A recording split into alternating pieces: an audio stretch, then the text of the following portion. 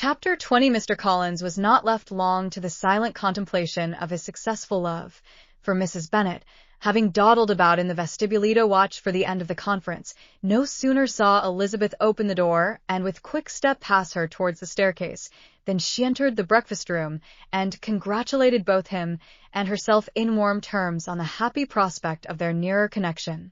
Mr. Collins received and returned these felicitations with equal pleasure, and then proceeded to relate the particulars of their interview, with the result of which he trusted he had every reason to be satisfied, since the refusal which his cousin had steadfastly given him would naturally flow from her bashful modesty and the genuine delicacy of her character.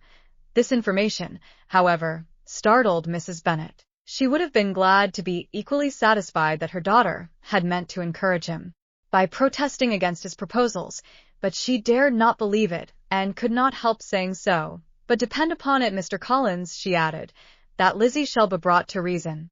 I will speak to her about it myself directly. She is a very headstrong, foolish girl, and does not know her own interest. Booty will make her know it."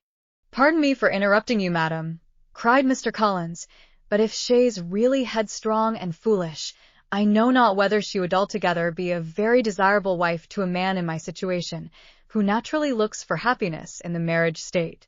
If, therefore, she actually persists in rejecting my suit, perhaps it were better not to force her into accepting me, because, if liable to such defects of temper, she could not contribute much to my felicity."